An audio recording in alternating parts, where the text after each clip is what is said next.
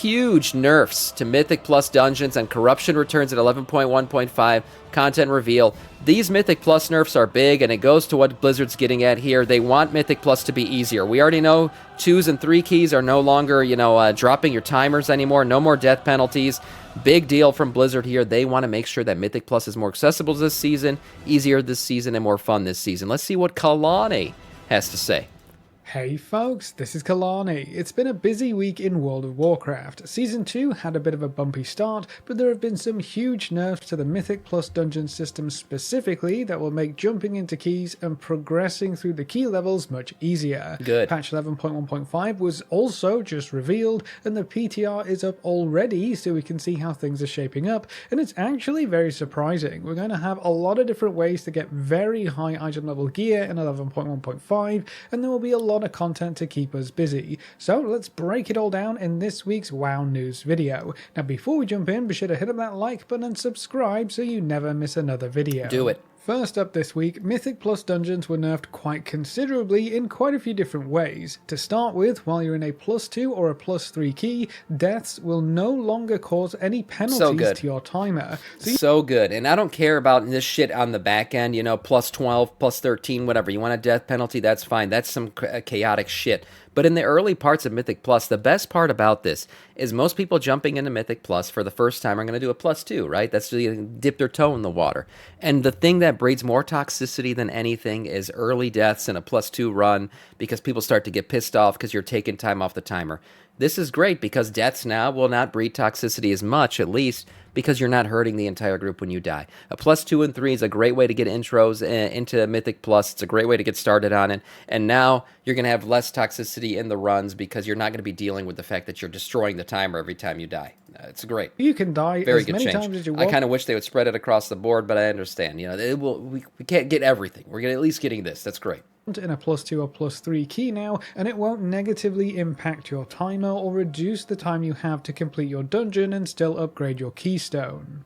There have been a lot of changes to the lower end of the Mythic Plus Keystone system for Season 2 that made jumping into dungeons smoother and easier, like there being no affixes on +2 or +3 keys, Also so you great. really only have to worry about a small amount of increased health and damage on monsters, and then the timed aspect of the Mythic Plus system. But with this change, the timer should be much more forgiving and easier to get used to as well. So if you haven't popped into any dungeons so far this season, this is yet another change to help introduce you to the Mythic Plus Keystone dungeon. Don't let last season scare you. Last season was a very difficult season. If you're new to WoW or you're new to Mythic Plus and last season was your first time, I'm going to apologize ahead of time. I'm sorry.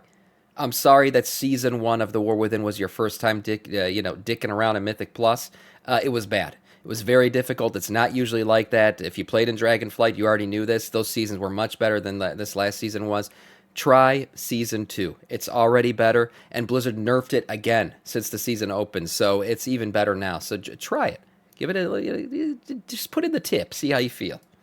Dungeons. But on top of that, the difficulty of all Mythic and Mythic Plus dungeons has been reduced quite drastically. Every dungeon on Mythic and Mythic Plus difficulty saw a 10% nerf to all of the health and damage for all monsters. So everything is going to be easier to kill, and everything will be easier to live through. That across-the-board nerf wasn't enough in some cases though, as nearly every seasonal dungeon has also seen some pretty huge nerfs to specific bosses, trash mobs, or abilities that you will encounter throughout the dungeons. Most of these adjustments are simple damage nerfs to key abilities, so you should find a lot of pulsing AoE or unavoidable damage will be easier to manage with these nerfs in play. Quite a lot of trash mobs either had their damage reduced or health reduced as well, which means we should be able to pull more groups and gather up mobs faster. Some annoying casts had their cast time increased to give you more time to react and interrupt them. We'll see better visuals for some harder to see abilities, which is great news. The new visual effects... Thank God, there were some really difficult ones for me to see in my first 2 runs. As I said, I did the Cobalt dungeon. I always forget what that one's called. And I did Cinderbrew Meadery.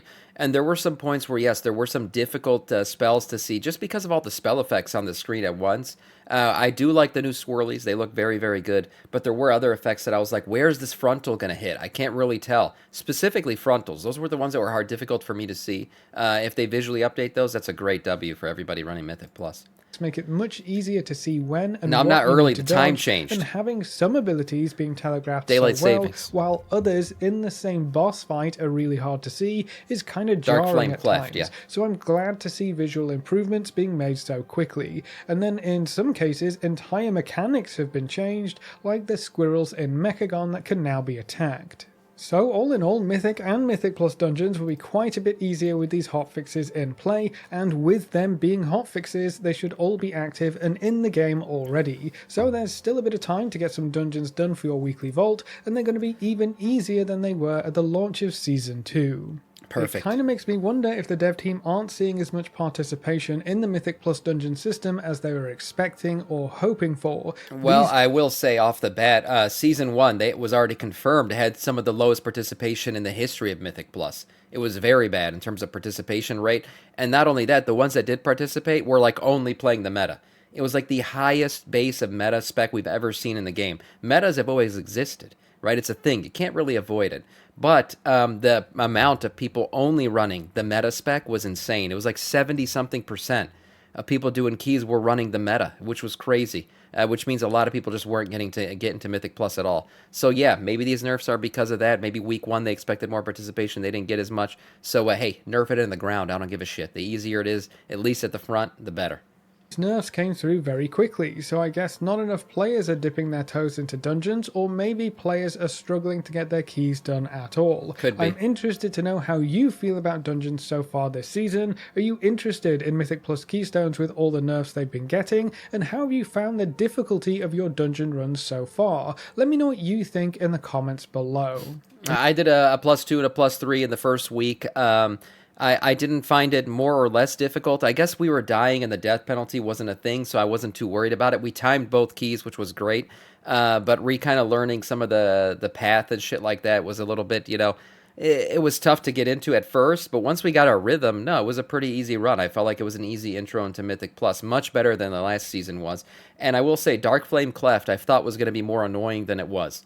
The candle shit and all that, it is a bit of an annoying dungeon mechanically to run as a Mythic dungeon, but I feel like they did a good job kind of nerfing some of the shit and cutting some of the timers to make sure that you get through it in a decent amount of time. And then the other big news this week is that Blizzard just announced patch 11.1.5 and its major features. It seems like this patch will have a whole bunch of new content and it could release quite soon as well. Yeah, it looks good. The first big feature is the new Nightfall content. This will be a new renown faction that we can farm reputation for, so there are plenty of new rewards to pick up from that. A lot of good We're going to have transmog. a public event where we fight back the invading forces from Azj-Kahet, and then we'll have a lot of repeatable quests to keep us busy.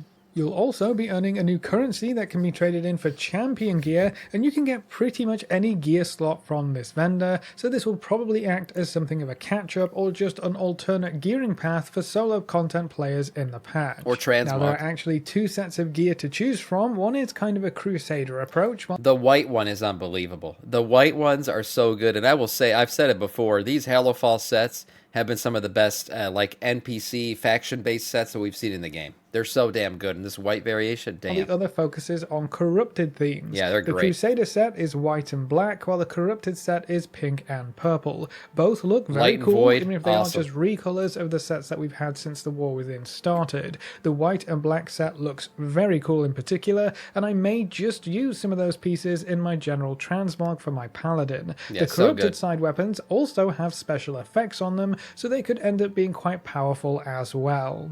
There will also be a new feature called Dastardly Duos coming in the new patch, which sounds like it could be kind of a challenge mage towery thing, except it's not going to be solo content. It will be a 6-week event, and the general idea seems to be that you and your party will face off against at least looks 2 really cool. bosses at a time. These bosses could be pulled from past dungeons or raids, and as the weeks go by, more bosses will be added into the mix. You can fight more than 2 bosses at a time to increase your high score, and you'll be able to earn a variety of cosmetics, toys, and Yeah, this whole thing, the power-ups and everything, too, it kind of sounds like a Torghast meets Mage Tower.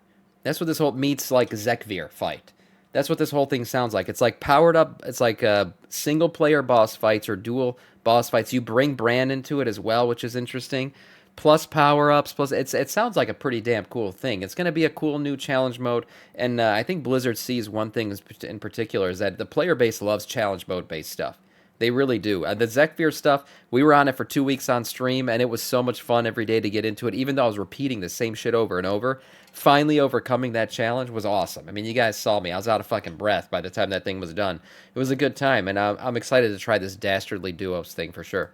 Dungeon loot depending on the bosses you encounter, so it's like a challenge mode where you try to kill as many bosses as you can, I guess, with some power-ups thrown in to even the playing field. Sounds this cool. feature isn't available to test just yet, but I'll be very interested to see how it shapes up. We'll cover it in more detail once we know more. Somebody compared it to the Brawlers Guild too, so yeah, I guess you could say it's also part of that, like Brawlers Guild meets Mage Tower meets Torghast. It's like a little bit of a baby of all the things put together. The Horrific Visions feature from the end of BFA will also be returning, and the actual content inside of the visions seems to be largely the same, with the same effects hampering you, the same sanity mechanic that acts as a time limit, and the same bosses to kill. The masks to empower your run are also going to be available, with 3 brand new ones, and then we'll also have a talent tree to unlock points in that will improve your survivability and extend your runs to let you kill more stuff and get more rewards. Sure. The general goal of Horrific Visions is pretty simple, just kill as much stuff as you can before you run out of sanity or before you die. There are a lot of ways you can extend your sanity, and a lot more ways to lose sanity if you stand in bad stuff or don't interrupt specific monsters. Yeah, the one thing that I want to know about these coming back, and I've already talked about this before, is how do you get into Horrific Visions? It used to be a grind where you had to do the shit. You know, you had to do the vision stuff that was going on in the outside world in Pandaria. And where was the other? What was it? Tanaris? What the hell was the other area that this shit was going on in? Anyways, you'd go out there, you'd do it, and then you'd gather up the currency to get a key, basically, to go into the Horrific Vision. You guys remember that? And then if you burned the Horrific Vision, like, early on, it was kind of scuffed, because then you had to go out and regrind all the currency. It kind of sucked. So I'm wondering, are they going to make us do the currency grind again to get back into these things? I hope not. I hope this is just something you can kind of repeat over and over, but I guess we'll see what they end up doing. Oldham, yeah, that was the other zone it was in. That's right, Oldham. I knew it was a desert zone. I couldn't remember which one it was. So you had to go to those and grind out the currencies. Is this going to be the same shit again, I wonder? The more stuff you kill, especially bosses, the better your rewards will be. It looks like we'll get Valor Stones for every run, as well as gear rewards that go up to heroic difficulty loot, so this could end up being a very good way to gear up in the patch as well. Horrific Visions will be kinda like Delves in that you can do them solo or with up to a full party of 5, and there's even a new follower that you can recruit who can DPS, tank or heal for you, so that should make this content a bit easier for any classes that usually struggle by themselves. Man, Horrific, this gives me flashbacks, man, of COVID lockdown. That's what I was doing during COVID lockdown. I still remember you remember the currency grind that I just mentioned? One of my bosses called me during the fucking run. Right, I'm in the Horrific Vision. This shit's timed, and I'm trying to talk to him while I'm running the Horrific Vision. And I remember he's asking me, what are you up to? And I'm like, yeah, nothing, just working. And I'm grinding the shit out of the Horrific Vision. He ended up getting me killed, too. I was so pissed, man. Fucking asshole calling me when I'm at work. What's wrong with him? Every run will earn you a new currency, which can be spent on those talent points from earlier, as well as various goodies. There's a new vendor with all of the previous rewards that you could pick up from Horrific Visions back in the day, including mounts and a whole mountain of transmog. There are also some gear vendors who sell weapons at different item levels. There's one that sells veteran weapons, one that sells champion weapons, and then even one that sells hero weapons. So not only can you get heroic gear from the Horrific Vision runs, but you can also just straight up buy weapons from these vendors. There are achievements and progression milestones that you need to unlock or reach before you can buy this gear, so you will have to put in a bit of effort and increase the difficulty of the visions before you're allowed to buy different tiers of gear, but eventually you will just be able to buy a 658 weapon, which can be upgraded a couple more times. So I just real quick, this is great, awesome thing, buying the weapons. Can we confirm that a Blizzard's never going to give us this look for the Drakthir? Is it just that we're just going to give up on that dream? Like, we're never going to get the bulky boy Drakatid model? It's so sad, man. This was such a miss on Blizzard's part, because I guarantee you, if the Drakthir looked like this, oh my god, we would have had way more people make them. This is what we wanted. The big boys with the big cock fabric right here in the middle. This is cocked right here. This whole model is. Unfortunate. So that will give you a huge boost to your character's maybe. Overall power. Now, back in BFA, this content was strictly limited. You needed an item to enter a vision, and you could only get so many of those per week, kinda like how restored coffer keys work for bountiful delves. But on the PTR, there don't seem to be any limits right now, so you may be able to just grind through this as quickly as you want to. It will be interesting to see how this content holds up over the years, and there do seem to be a few changes that might help freshen things up. We'll go over this feature in more depth as the PTR updates and everything gets fleshed out. Now, something else tied to Horrific Visions is that it looks like we're going to see the corruption effects from the end of BFA return, at least in some part. There are new enchants in the patch that have the same names and the exact same effects as some of those crazy powerful corruption abilities that kind of broke the game in all sorts of ways. I think they're kind of nerfed if you look at the numbers and compare them. Someone was telling me that, but still very, very cool add to the game. Those corruption things were so damn cool. Twilight Devastation in particular was amazing. I still remember that. It was a good time. You're also never getting Roid Trolls. I wouldn't say never. We're getting the Midnight expansion, which is going to touch on all of the elf lore. And you know who else is part of the elf lore? Big part of the high elf lore specifically? The Amani Trolls.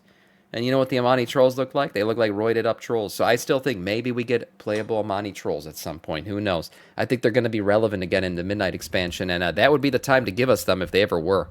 But we'll have to see if that happens. My warrior is a dragon, double jump. Twilight Devastation and Infinite Stars stick out amongst the pack, but we are going to see Echoing Void, Gushing Wound, Infinite Stars, Twilight Devastation, Twisted Appendage, and Void Ritual. Now, while they do the same thing as the BFA versions, I doubt they're going to be quite as powerful. Yeah, they also don't seem to have any of the negative effects tied to them that the actual corruption effect caused, which is a good thing, in my opinion. I still remember folks running around with so much corruption that they basically just died whenever their toes dipped into anything remotely dangerous. With that being said, every single one of these effects is a weapon enchant, so they will be competing with the weapon enchants that we already have in the War Within. They'll need to be at least more powerful when compared to those older effects for them to see any play, and with them being new in the patch, you would hope the dev team would balance them properly to make sure that the new stuff is exciting and worth using. This could also lead to a bit of an advantage for any dual-wield classes being able to use two of these if they are incredibly powerful, but we'll just have to wait and see how strong these new corruption enchants end up being. And then the last big update that was previewed is being called a cooldown manager, which sounds a lot like what weak auras are mostly used to do. Yeah, this is big. We're going to talk more about this. As part of the base UI for the game. You'll be able to better track your important class cooldowns and abilities, and you'll be able to change the size, position, and opacity of this tracker. It's separated into a few different sections, including tracked buffs, essential cooldowns, utility cooldowns, and tracked bars. There are some good customization options in here, and if you want to avoid installing weak auras but still want access to this kind of cooldown management front and center, this could be an okay replacement. I don't see this ever coming close to what weak auras could do in terms of pure customization though. With weak auras you can specifically track whatever you want, give different abilities different effects like bounces or flashes or whatever works best for you, and you will just always have way more options with weak auras. Yeah, but I don't mind that. I don't mind it's fine. Add-ons will always give you more options because the add-on is specifically built to just basically give you a ton of shit for a minimal amount of game content, right? It's just pumping out. It's giving you the most possible shit you could possibly track. But as long as they're giving the stuff in-game, which gives you the option not to download the add-on, it's a W. I love it. And to me, less add-ons, the better. I play with minimal add-ons now, and every time Blizzard adds something like this into the game, I delete the add-on that I was using it for. Because I don't think add-ons should be, required to play, which they basically are right now. And they've been for a long time. But every time Blizzard adds something new in, like the new UI and all that stuff, guess what I do? Get rid of more add-ons. Because the less add-ons, the better. Also, less of a barrier to entry for new players, which is great. Auras can also do a lot more outside of this kind of function, so I don't see this really replacing weak auras in any way, but it is nice that the dev team are improving the overall functionality of the base UI. Wow, you can even translucent. That's nice. This option could work really well for some folks, so I'm really glad it's being added into the game. Now, we could also see a big catch-up event coming as part of 11.1.5. If you log on to the PTR right now, you get a buff called the Winds of Mysterious Fortune. This provides you with a 20% bonus to experience gains from level 10 to 80, it increases Dragonflight reputation gains by 200% and War Within reputation gains by 100%. So not only will it be super fast to level your characters yet again, but there's a big rep buff tied to this event as well. 200% for Dragonflight seems a bit odd, but if you have any reputations that you left behind and you want to finish up for the older rewards or achievements, this would be a perfect time to get those goals completed. For sure. The 100% War Within rep buff bonus will be great for catching up with any renowned tracks that you haven't finished from previous patches, and if it applies to the Goblin Cartels, this will be a great time to get those rewards as well. Not only that, I mean, leveling up through this thing is going to give you some transmog as well. So we don't know what the transmog is yet, but Blizzard did say in the post that you will get some transmog out of this. So if there's really cool stuff, you might just level a character just to get the transmog. I don't care about having it all personally, but if it means I can get some transmog out of it that actually looks cool, I might do it. The buff will also give quest completions and monster kills in the Dragon Isles and Kaz Algar a chance to reward mysterious satchels that can contain equipment, cosmetics, and combat and experience potions. So this event could yield some cool new rewards, even if you don't want to or can't make use of the XP and rep bonus buffs. I am very interested to see how the combat and experience potions work. That sounds quite interesting, but that's one more event to look forward to in patch 11.1.5. Yeah, big patch. Now, as for a release date, we might have a pretty good clue as to when the patch could go live. April 22nd. The splash screen for patch 11.1.5 highlights the Children's Week event, and the only way that really makes sense would be for the patch to release before that event starts up this year. I already did the same fucking logic. I already went through all this. Children's Week is currently slated for April 28th, so that means the patch would have to go live before that date, making the most likely release date April 22nd or earlier. There it is. Lines up with the 22nd's exactly 8 weeks away from 11.1 hitting, so it's perfect. 2-month patch cadence as well, so I would expect to see some new content towards the end of April. From what we've seen on the PTR so far, it looks like we're going to have a lot to keep us busy. I'm kind of surprised about how many different ways we're going to have to gear up, and the item levels of the new gear sources go pretty high. I wouldn't be surprised if folks kind of just stop running delves and dungeons with how lucrative some of those rewards are shaping up to be.